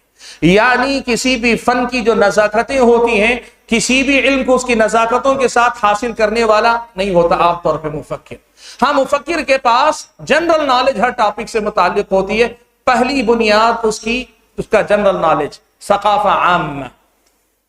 اور دوسری بنیاد اس کی ہوتی ہے اس کا اپنا نقطہ نظر جس سے وہ دنیا کو دیکھتا ہے. اور دنیا کو دیکھنے کا نظریہ ہر آدمی کا الگ ہو سکتا ہے، ہر مفکر کا الگ ہوتا ہے. تو پہلے تو وہ اپنا جو ثقافہ عام ہے، جنرل نالج، اس کو بنیاد بناتا ہے. دوسرا دنیا کے حالات، امت کے حالات، یا کسی شرعی مسئلے پر اعتراض ہو رہا ہے، اس مسئلے کو وہ اپنی نظر سے دیکھتا ہے. اور یہاں خلل یہ آتا ہے کہ ہر آدمی کا نظریہ یا نقطہ نظر اس کا اپنا ماحول بناتا ہے. وہ جیسے ماحول میں رہے گا ویسے ماحول میں، اگر کسی ایسے ماحول میں جیتا ہے جہاں پہ اسلام پہ خوب اعتراضات ہوتے ہوں، تو پہلے ہی سے اس کے اندر اسلام کو لے کر جو ہے ڈیفینسو مزاج، یعنی دفاعی انداز آ جاتا ہے، وہ شرمانے والا انداز، وہ اسلام کے تئیں شکست خوردہ ذہنیت لے کر جینے والا. تو کہا دوسری بنیاد جہاں سے مفکر نتائج عکس کرتا ہے، اس کے مصادر میں سے دوسری اہم بنیاد یہ اس کا اپنا نظریہ، نقطہ نظر ہوتا ہے، چیزوں کو دیکھنا کا زاویہ نظر ہوتا ہے، اور اس زاویہ نظر کا دار و مدار بھی اس کی اپنی تربیت کے اعتبار سے الگ الگ ہوتا ہے. اور تیسرا اس کا مصدر جہاں سے فکر ایک مفکر کی بنتی ہے، کہا وہ فکری طور پر اپنے سے پہلے جن لوگوں کی کتابیں پڑھ رہا ہوتا ہے ان کی فکر کا غلام ہوتا ہے. عالم دین جو ہوتا ہے وہ کتاب و سنت کے نصوص سے بندھا ہوتا ہے. مفکر عام طور پر جس اپنے سے پہلے والے مفکر کو پڑھتا ہے اس کے اپنے افکار و نظریات کے تابع اس کی فکر ہوتی ہے. جیسے مان لے کوئی سید قطب کو پڑھتا ہے، یا ہندوستان کے اندر مولانا مودودی کو پڑھتا ہے، یا پھر یہ کہ نئے زمانے میں مولانا وحید الدین خان کو پڑھتا ہے. پڑھتے پڑھتے آدمی کی اپنی فکر بھی اسی طرز پر سوچنے والی بن جاتی ہے. تو کہا ایک مفکر کے جو مصادر ہیں جہاں سے اس کی فکر تشکیل پاتی ہے اس میں، اور ایک عالم کی جو بنیادیں ہیں ان میں بہت بڑا فرق ہے. بات سمجھ میں آ رہی ہے؟ بات واضح ہے؟ اچھی بات. اگلا مسئلہ شیخ نے یہ ذکر کیا ہے، کیا فکر یا مفکرین کی جتنی کتابیں ہیں یہ شر محض ہے، یعنی اس میں شر ہی شر ہے، کوئی خیر نہیں ہے؟ یہاں بڑا اہم نقطہ شیخ صالح آل الشیخ نے کتاب میں بیان کیا. وہ یہ کہتے ہیں کہ نہیں، اس کے کچھ فوائد ہو سکتے. یہ جو مفکرین کا طرز ہے یا فکر اسلامی کے نام پہ لکھا گیا لٹریچر ہے، لٹریچر، اس کا کچھ فائدہ بھی ہو سکتا ہے. ہمیشہ کسی چیز کے غلط ہونے کے لیے ضروری نہیں کہ وہ شر محض ہی ہو، اس کے اندر کچھ فائدہ ہو سکتا ہے. جیسے شیخ صالح آل الشیخ نے 2 فائدوں کا تذکرہ کیا. ایک فائدہ تو شیخ صالح آل الشیخ نے یہ بتایا ہے کہ بہت سارے ایسے لوگ ہیں جو اس قسم کا لٹریچر پڑھے ہوئے ہوتے ہیں، آپ جب ان کو صحیح بات علمی اصطلاحات میں اپنی زبان میں کتاب و سنت کے نصوص کی روشنی میں سمجھانا چاہتے ہیں تو اکثر آپ کی صحیح بات ان کو سمجھ میں نہیں آتی. فکری لٹریچر کا ایک فائدہ، اگر فائدہ کہا جائے تو یہ ہو سکتا ہے کہ آپ اس لٹریچر کو پڑھنے کے بعد مخاطب کے ذہن کو سمجھ کر مخاطب کے انداز میں صحیح بات سمجھانے کے قابل ہو سکتے ہیں. ان کتابوں کی وجہ سے مان لیں ایک آدمی اسلام پر اعتراضات کر رہا ہے غیر مسلم، آپ اگر قرآن و سنت کے نصوص اسے سنائیں گے یقیناً جواب قرآن و سنت کے اندر ہے، لیکن اگر آپ اسے اس کی زبان میں جا کے سمجھائیں گے تو ہو سکتا ہے وہ زیادہ جلدی سمجھ جائے، اس کے اعتبار سے زیادہ بہتر ہو جائے. ایسا فائدہ ان کتابوں کے اندر ہو سکتا ہے، ایک بات.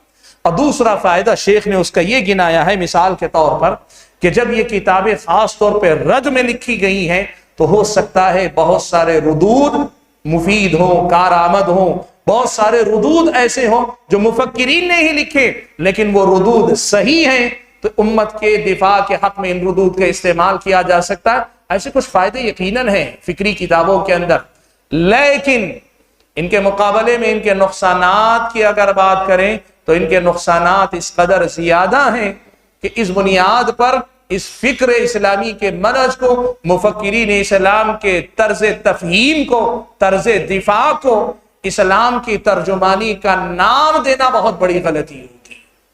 یہ شیخ صالح آل الشیخ نے ذکر کیا اور پھر اس کے بعد انہوں نے نقصانات گنائے کہ مفکرین کے طرز پر اگر آپ دفاع اسلام کا کام کرتے ہیں، مفکرین کے طرز پر لوگوں کے ایمان کو، ایمان پر، دین و ایمان کی باتوں پہ بحال کرنا چاہتے ہیں تو نقصان کیا ہوگا. کئی نقصانات شیخ نے گنائے ہیں. ان نقصانات میں سب سے پہلا بتایا کہ عام طور پر فکری کتابیں پڑھنے والے افراد کے اندر علم سے رشتہ کمزور ہو جاتا ہے. وہ علمی کتابوں سے پھر رشتہ نہیں جوڑ پاتے. علمی کتابوں پر سے ان کی رغبت باقی نہیں رہ جاتی، اور اس کا تعلق وہیں سے ہے۔ آدمی جب عقل کی غلامی کرنے لگتا ہے نا تو پھر نصوص کی غلامی اسے بھاری پڑنے لگتی، اور اسی کا اثر ہے کہ جو نسل فکری کتابوں پہ تربیت پاتی ہے وہ علمی کتابوں سے اپنا رشتہ مضبوط کبھی نہیں رکھ سکتی۔ سب سے بڑا نقصان ہے یہ، اور یہ مثال میں آپ کو میری اپنی زندگی جو میں نے طلبہ ہمارے اپنے ساتھیوں میں دیکھا ہے، ایسے ہمارے ساتھی جو اس فکری کتابوں کے رسیہ ہیں، ان کے اندر ہم نے دیکھا ہے علمی کتابیں وہ پڑھ نہیں پاتے ہیں۔ فکری کتابیں دے دے 200 صفحات کی کتاب بیٹھ کر یکسوئی کے ساتھ ختم کر لے گا، کوئی علمی کتاب دے دیں 10 صفحے بڑی مشکل سے پڑھ پائے گا۔ یہ تجربے کی بنیاد پہ کہہ رہا ہوں، شیخ نے جو بات لکھی ہم نے اپنی آنکھوں سے دیکھا ہے۔ ایک سب سے بڑا نقصان یہ ہوگا کہ یہ فکری کتابیں علم سے آپ کو کاٹ دیں گی، اور علم سے نہیں ساتھ میں علماء سے دور کریں گی۔ دوسرا نقصان شیخ نے یہ ذکر کیا ہے، جب بنیاد فکر پر ہو، ہر دو انسان کی فکر جدا ہے، تو نتیجے میں مفکرین کی کتابیں جب بڑھے گی، امت کے ایک ہی مسئلے کو لے کے ہر مفکر اپنی اپنی رائے دے گا، اس کے نتیجے میں امت میں تفرقہ بڑھے گا، فرقہ بندی بڑھے گی، امت کے اندر افکار و نظریات کا تعارض اور ٹکراؤ بڑھتا جائے گا، یہ تفرقہ بڑھے گا۔ یہ دوسرا بڑا نقصان ہے ان فکری کتابوں کا یا فکری لٹریچر کا۔ تیسرا نقصان شیخ نے یہ گنایا ہے کہ اس کے نتیجے میں ہوگا یہ کہ امت دین کا جو حقیقی مصدر ہے یا دین کی جو حقیقی صورت ہے اس سے امت دور ہوتی چلی جائے گی۔ دین جو اصل میں علم کا نام ہے، دین جو اصل میں کتاب و سنت کا نام ہے، اس کو اپنانے کے بجائے مفکرین نے دفاع کے نام پہ جو ذکر کیا، اس دفاع کو ہی اسلام سمجھنے لگے گی۔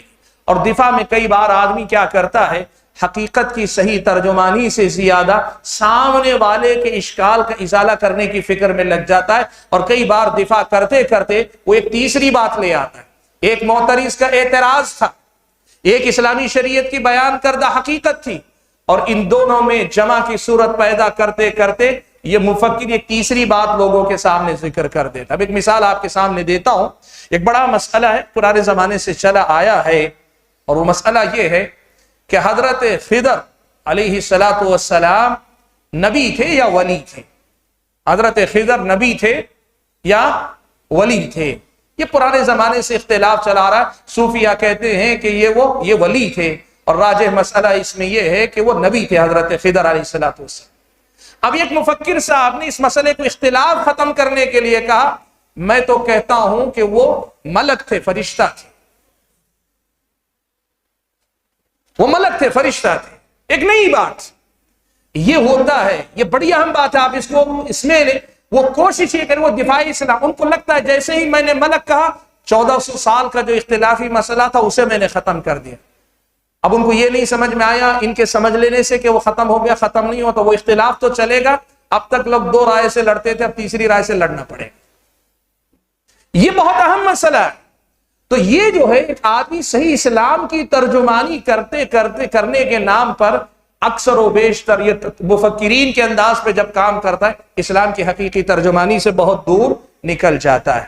تو یہ نقصان گنا ہے۔ اور اس کے بعد شیخ نے اپنی کتاب میں اگلا جو مسئلہ ذکر کیا ہے، کہا کہ میں جو مفکرین ہیں ان سے خطاب کرتا ہوں، یعنی جو مفکرین اس طرز تفہیم کو، طرز دفاع، چاہے وہ اسلام کی تفہیم اور تشریح کے نام پہ کام کرنا چاہتے ہو یا اسلام کے دفاع کے نام پہ کرنا چاہتے ہو، فکری اسلوب جو اپنانا چاہتے ہیں، فکری انداز، ان کو اور اس کے ساتھ اس قسم کے لٹریچر پڑھنے والے لوگوں کو کچھ نصیحتیں میں کر رہا ہوں، ان باتوں کو وہ خیال رکھیں۔ اور شیخ نے یہاں 5 نصیحتیں ان کو کی۔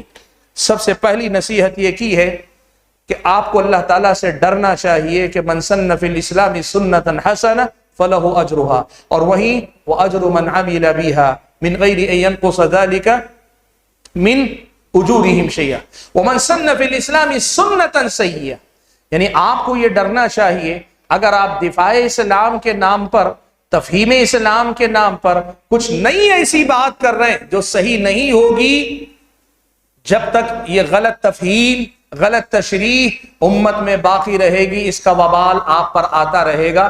اس لیے اسلام کی تفہیم اور اسلام کے دفاع کے نام پر یہ جو فکری اسلامی کے نام پہ نئی باتیں، ان کی ترجمانی کرتے ہوئے آپ کو اللہ تعالیٰ کا ڈر اپنے اندر پیدا کرنی چاہیے۔ یہ پہلی نصیحت شیخ نے کی ہے. دوسری نصیحت شیخ نے کی ہے, کہتے ہیں الخضوع للعلم. کہا کہ مفکر عام طور پر وہ عقلی برتری کے احساس میں جیتا ہے, عقلی برتری کے احساس میں جیتا ہے. آدمی کو چاہیے ایسے مفکر کو کہ وہ علم کے سامنے عاجز ہونا سیکھے. یعنی دوسرے الفاظ میں وہی بات جو میں نے ابتدا میں کہی کہ عقل اور نقل کی جب بات آتی ہے, نقل اوپر ہے, عقل نقل کے تابع ہے. جیسے ہماری جسمانی بندگی ہوتی ہے, ہم سر جھکاتے ہیں, ہم اپنے ہاتھ باندھتے ہیں, ہم اپنے پیر روکے رکھتے ہیں, ہم اپنی نگاہوں کو روکے رکھتے ہیں, یہ اللہ کی بندگی ہے, یہ ہمارے اعضاء کی بندگی ہے. ایسے ہی عقل کی بھی ایک بندگی, اور عقل کی بندگی یہ ہے کہ ہم اپنی عقل کو اللہ تعالیٰ کی کتاب و سنت کے بتائے ہوئے حقیقتوں کے تابع رکھیں. الخضوع للعلم, آدمی کو چاہیے کہ اپنے عقل کو علم کے تابع کر کے رکھے. یہ دوسری بڑی اہم نصیحت کی ہے. اس کے برعکس لوگ جو جی رہے وہ عقل کی برتری اور نقل یعنی کتاب و سنت کی اس کی ماتحتی میں لانے والے مزاج کے ساتھ جیتے ہیں. یہ مزاج بدلنا چاہیے. الخضوع للعلم, علم کے سامنے عاجز ہو کر اپنے افکار و نظریات کو تبدیل کرنے, اصلاح کرنے والا مزاج مفکرین کو اپنے اندر پیدا کرنا چاہیے. اور یہی بات ان کتابوں کے پڑھنے والے لوگوں کے اندر بھی آنی چاہیے. مفکر چاہے کسی دور کی دنیا کی کوڑی لائے, جو بات کتاب و سنت کے دلائل سے میل نہ کھاتی ہو وہ کسی کام کی نہیں. یہ دو ٹوک موقف آپ کے اندر ہونا چاہیے.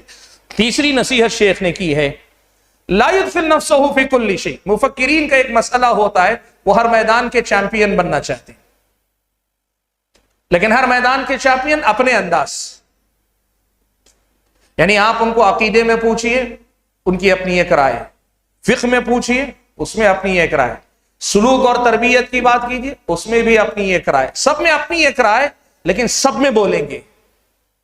مفکرین کو یہ سمجھنا چاہیے اگر آپ نے اپنے لیے دفاع اسلام کا مسئلہ لیا تھا, دفاع اسلام کی حد تک رک جائیں, اور اس سے آگے اگر آپ تفہیم اسلام کی بات کرتے ہیں, تفہیم اسلام کا کام جس طرز پہ آپ کر رہے ہیں یہ طرز صحیح نہیں, اس کو آپ کو سمجھنا چاہیے.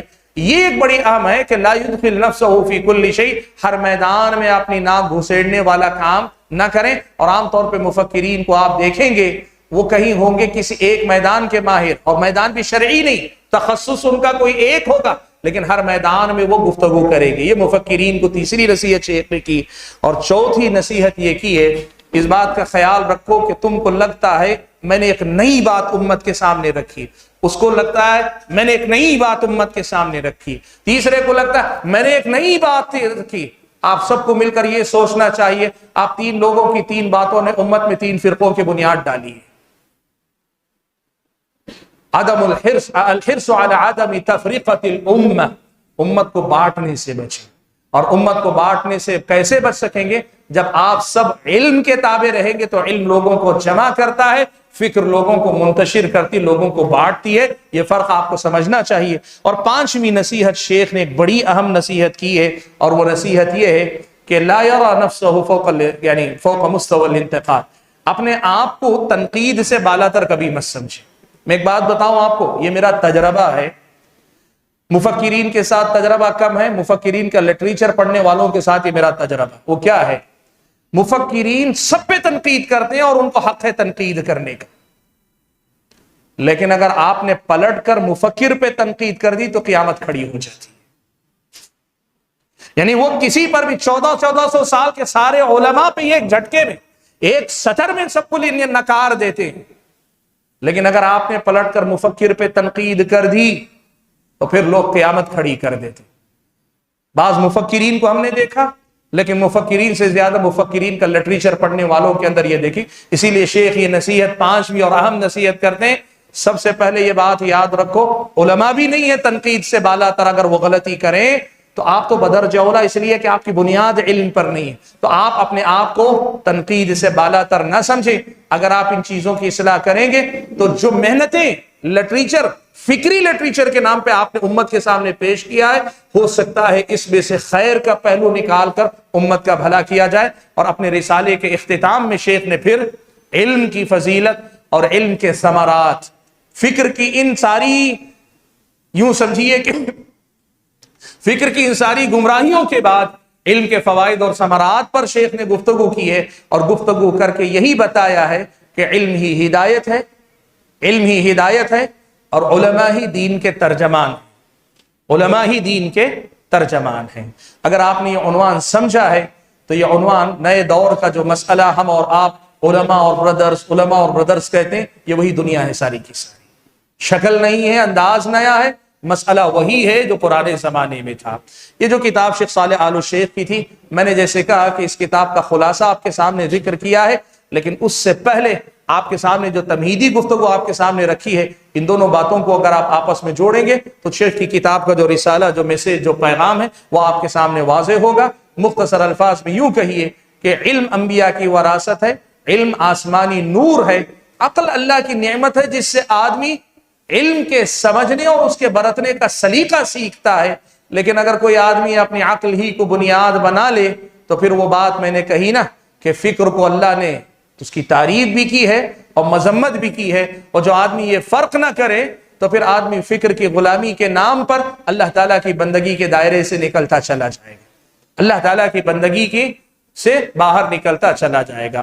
میں اپنی گفتگو کو ختم کرتے ہوئے اللہ تعالیٰ سے دعا کرتا ہوں کہ اللہ تعالیٰ مجھے اور آپ سبھی حضرات کو اہل علم کی اس قسم کی جو قیمتی کتابیں، چھوٹے بڑے رسائل ہیں اور جو ان کے لیکچرز، جو محاضرات ہیں، ان کو صحیح انداز سے محنت سے پڑھ کر اپنے فکر، اپنی سوچ، اپنی سمجھ، اپنا منہج، اپنا اندازے طلب علم، ان سب چیزوں کی اصلاح کرنے کی توفیق عطا فرمائے، اور اللہ تعالیٰ دین کی صحیح سمجھ کے ساتھ صحیح انداز سے دین پر عمل پیرا ہونے کی توفیق عطا فرمائے، آمین۔ وآخر دعوانا الحمد للہ رب العالمین۔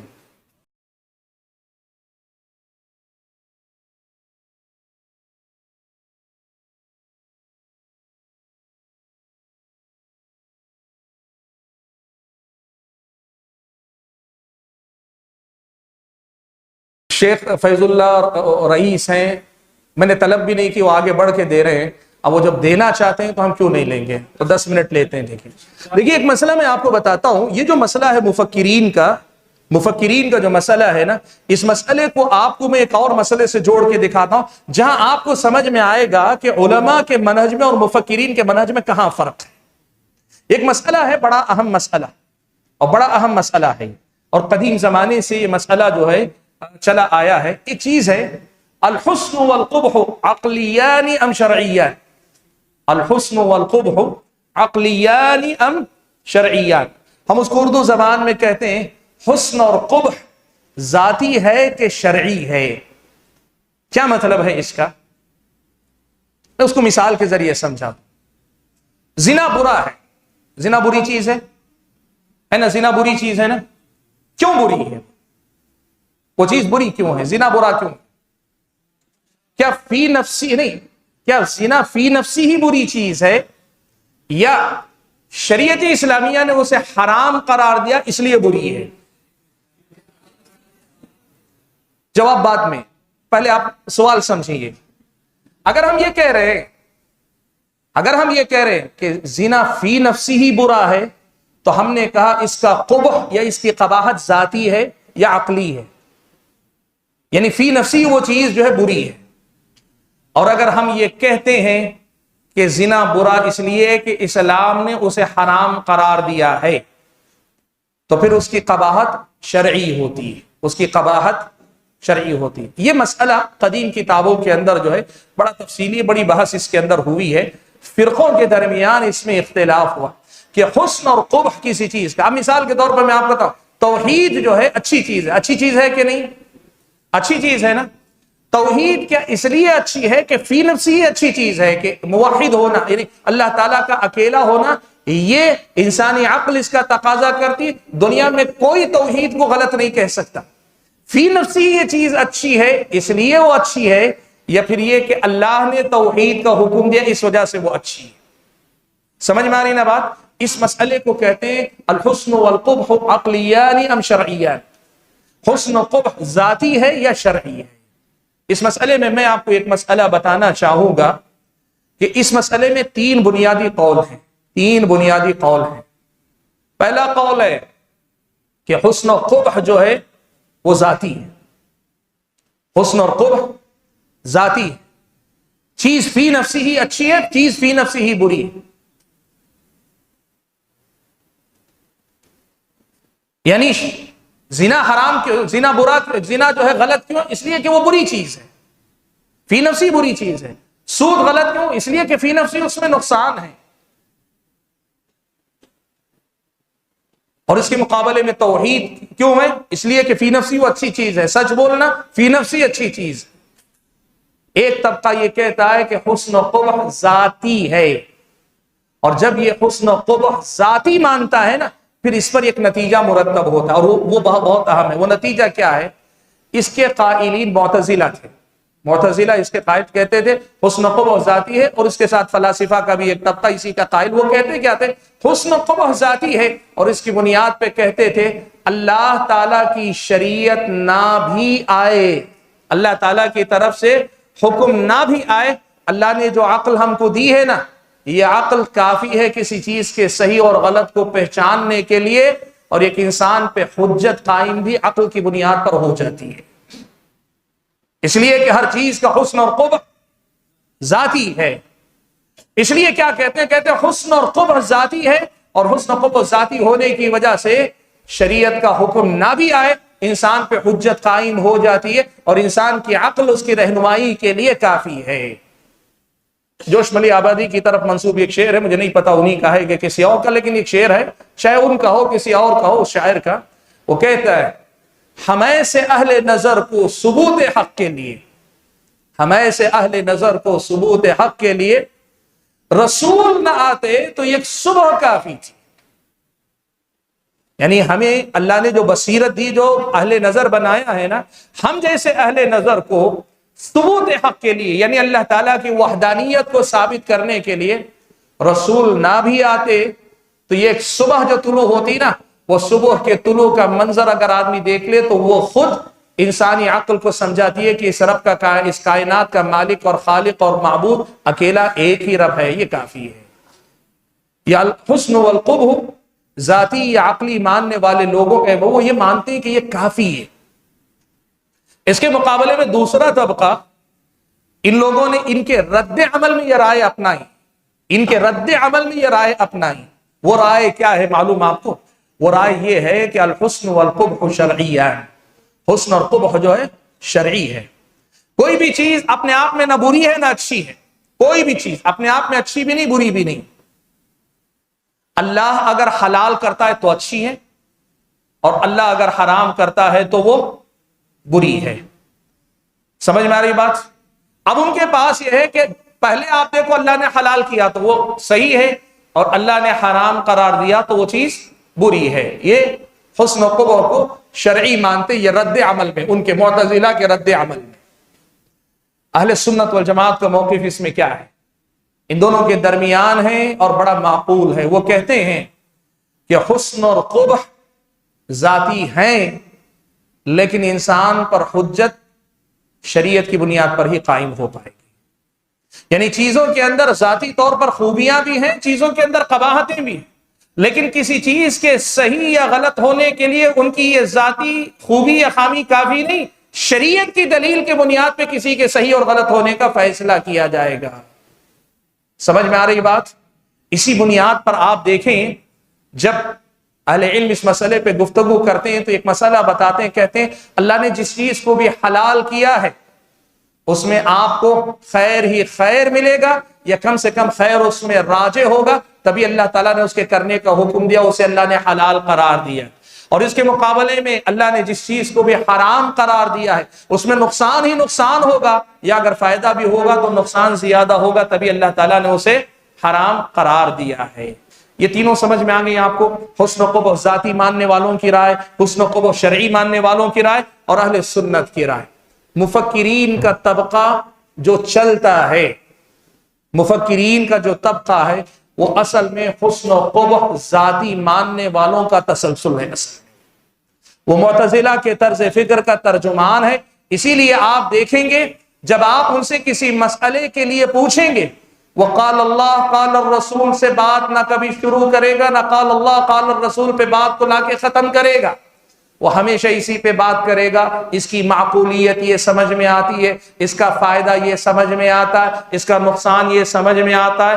فائدے اور نقصان کی بنیاد پر آدمی گفتگو کرے گا، جو مفکرین کا طرز ہے۔ اہل سنت کا طرز کیا ہے؟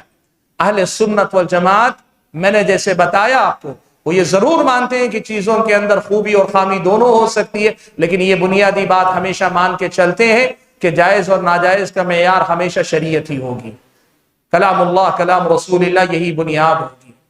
یہ بنیادی فرق ہے۔ دیکھیے آپ، یہ جو مفکرین کا طرز تفہیم ہے یا طرز دفاع ہے، یہ دونوں کے دونوں اصل میں یہ حسن اور قبح کو عقلی یا ذاتی ماننے والوں کا جو طرز فکر ہے، اسی طرز فکر کا تسلسل ہے جو کہ دراصل معتزلہ کے مدرسے کا تسلسل ہے۔ اور اس کے مقابلے میں اہل سنت والجماعت کا طریقہ کیا ہے؟ اہل سنت والجماعت بہت دو ٹوک اور سیدھی سیدھی بات یہ کہتے ہیں، لاکھ خوبیاں آپ کو سمجھ میں آئیں لیکن اس کو صحیح ہونے کا فیصلہ خوبیوں کی بنیاد پہ نہیں کریں گے، اللہ کے حکم کی بنیاد پہ کریں گے۔ لاکھ آپ کو خامیاں نظر آئیں، آپ اپنے طور پر اس کے غلط ہونے کا فیصلہ نہیں کریں گے جب تک اللہ تعالیٰ کی شریعت کا مسئلہ دلیل آپ کے سامنے نہ آ جائے۔ اور یہ فرق آپ کو علماء کے فتاوی، علماء کے فیصلے، علماء کے تفہیم دین، علماء کے دفاع اسلام میں اور ان کے مقابلے میں مفکرین کے طرز استدلال، طرز استنباط اور مفکرین کا جو تسلسل آپ کو ملے گا کہ دفاع اسلام میں بھی یہی طریقہ، تفہیم اسلام میں بھی یہی طریقہ آپ کی سمجھ میں آئے گا۔ ٹھیک ہے بات انشاءاللہ؟ ٹھیک ہے، بس 10 منٹ دیے تھے، ہو گئے، واللہ تعالی اعلم۔ اشاعرہ میں سے بعض اشاعرہ، جی واللہ اعلم۔ سبحانک اللہم و بحمدک، جی ہاں ہاں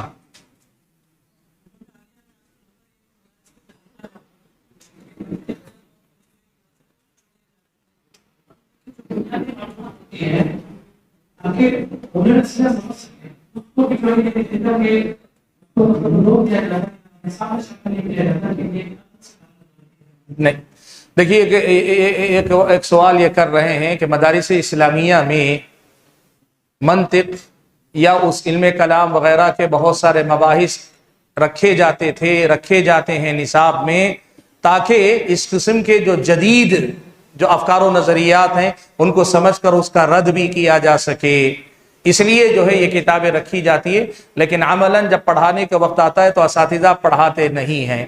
میں جہاں تک جانتا ہوں اس کی بنیادی وجہ وہ نہیں ہے جیسے آپ نے کہا۔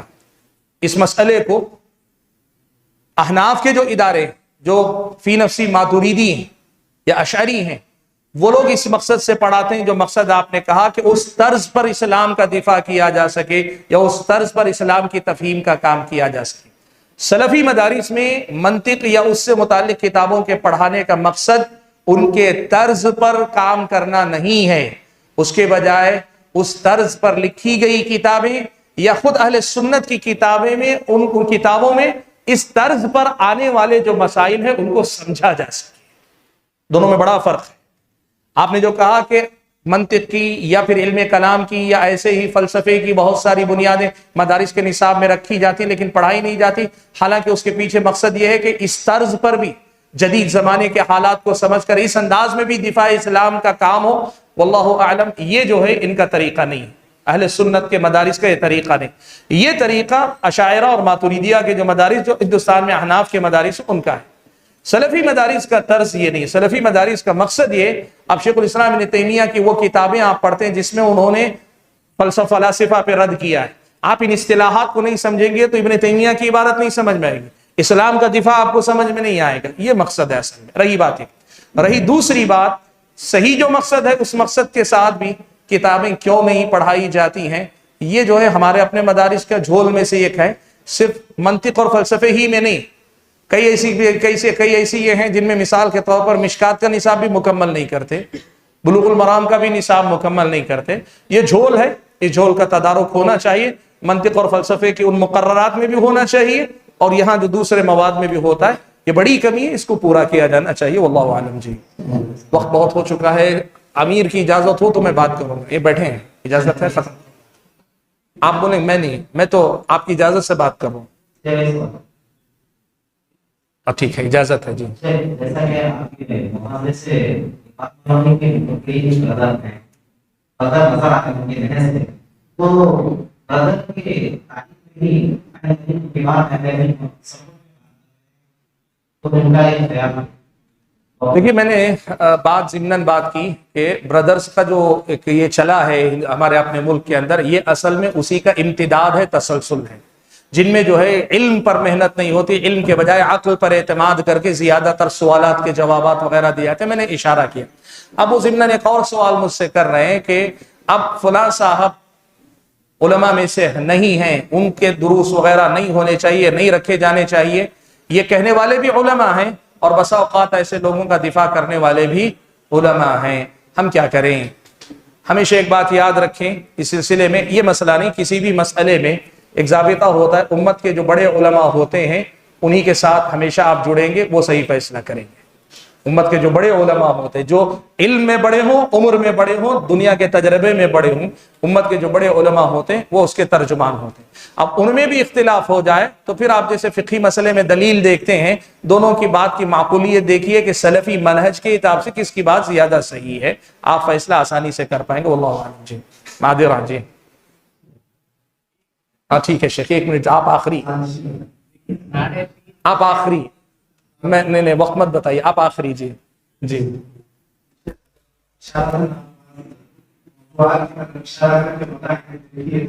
اس موضوع پہ فکر اسلامی کی روشنی میں رد ہوا تھا، وہ معقول نہیں تھا۔ بہت سمپل اس کی مثال میں آپ کو دے دیتا ہوں، بہت آسانی سے ایک مثال آپ کو دے دیتا ہوں۔ دیکھیے سیدھے سیدھے ایک مسئلہ ہے، پرانے دور کا مثال دیتا ہوں، اسماء و صفات کا باب ہے۔ اللہ تعالیٰ کے اسماء و صفات کے باب پر اعتراضات ہوئے، جہمیہ نے ایسا قول ذکر کیا کہ اگر جہمیہ کے قول کو مان لیں اللہ کا وجود ہی نہیں رہے گا۔ دماغ میں ایک تصور تو ہے لیکن دماغ سے باہر اللہ کا وجود نہیں، نہ آسمان میں، نہ زمین میں، نہ کہیں، جہمیہ کے عقائد۔ اب ایسا ایمان رکھنا کہ جس میں اللہ کا وجود ہی نہ رہے، یہ تو انکار ہے سیدھے سیدھے اللہ کے وجود کا۔ اس کا دفاع کرنے کی کوشش کی کس نے؟ علماء کلام نے دفاع کرنے کی کوشش کی۔ تو اللہ تبارک و تعالیٰ کے وجود کو ثابت کرنے کے نام پر آتے آتے بڑی مشکل سے صرف 7 صفات ثابت کی، بقیہ کو رد کر دیا۔ اور جن صفات کو انہوں نے رد کر کے تعویل کی ہے، اگر آپ اس میں جائیں گے وہاں بھی یہی نتیجہ آئے گا کہ آپ اللہ تعالیٰ کے وجود کا انکار کر رہے ہیں۔ شیخ الاسلام ابن تیمیہ نے اس کو سمجھاتے ہوئے بڑی پیارے انداز میں کہا کہ الممثل یعبد صنم والمعطل یعبد عدم، یعنی تمثیل میں، صفات کے باب میں تمثیل آپ نے پڑھا، قواعد مسلم میں نے سنا، تمثیل میں جانے والا آدمی ایک بت کی عبادت کرتا ہے، حقیقی رب کی نہیں، اس لیے کہ اس کے ذہن میں اللہ تبارک و تعالیٰ کا جو تصور بنتا جاتا ہے انسان کے جیسا۔ تو جب وہ عبادت کر رہا ہے تو وہ اس تصور کی عبادت کر رہا ہے جو اس کے ذہن میں تشکیل پا رہا ہے، جو کہ اللہ تعالیٰ نہیں ہے حقیقت۔ الممثل یعبد صنم۔ اس کے مقابلے میں صفات کا انکار کرنے والا جو معطل ہوتا ہے، المعطل یعبد عدم، معطل جو ہے عدم، معدوم چیز کا کی عبادت کرتا ہے، اس لیے کہ وہ اللہ کی صفات کی تعویل کرتے کرتے ایسی تعویلات کرتا ہے کہ لازمی طور پر اس کا نتیجہ اللہ تعالیٰ کی شخصیت کی نفی ہے۔ اسی لیے جب وہ اس عقیدے کے ساتھ عبادت کرتا ہے تو ایک معدوم چیز کی عبادت کرتا ہے۔ یہ پرانے زمانے کے اس میں۔ نئے زمانے میں اگر آپ دیکھنا چاہیں تو میں اس کی ایک مثال دیتا ہوں آپ کو، ایک مثال آپ کے سامنے دیتا ہوں۔ حضرت قرب قیامت حضرت عیسیٰ علیہ السلام آئیں گے اور مہدی بھی آئیں گے۔ مہدی کے نزول کے سلسلے میں مفکرین کی تحریریں آپ دیکھیں، اکثر مفکرین نے مہدی کے نزول کا سرے سے انکار ہی کیا۔ مہدی کے مسئلے پر آپ دیکھیں، مفکرین کی تحریریں آپ جا کر دیکھیں، جو مہدی کتاب و سنت میں جن کا ذکر آیا وہ اگر آپ دیکھیں گے اتنا واضح تصور ہے کہ کسی آدمی کے دل میں کوئی شبہ نہیں، التباس نہیں پیدا ہوگا۔ مفکرین کی تحریریں جا کر دیکھیں، انکار ہے۔ حضرت عیسیٰ علیہ السلام کے نزول کا مسئلہ، کہ یہ مسئلہ کہ حضرت عیسیٰ کو زندہ آسمان پہ اٹھا لیا گیا ہے، وہ زندہ ہیں، باحیات ہیں آسمان پر، قرب قیامت وہ بنفس نفیس اسی جسم کے ساتھ اتر کر آئیں گے، ایک واضح مسئلہ ہے آیت اور احادیث کے اندر۔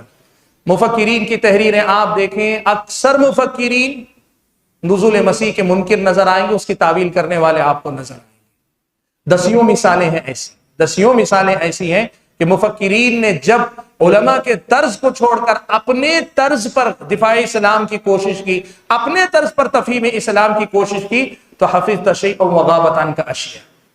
شاید آپ سمجھے ہوں گے کہ آپ نے خدمت اسلام سے کام لیا ہے، لیکن جو نقصان ہوا ہے وہ اس سے کہیں زیادہ ہے، بہت ہیں۔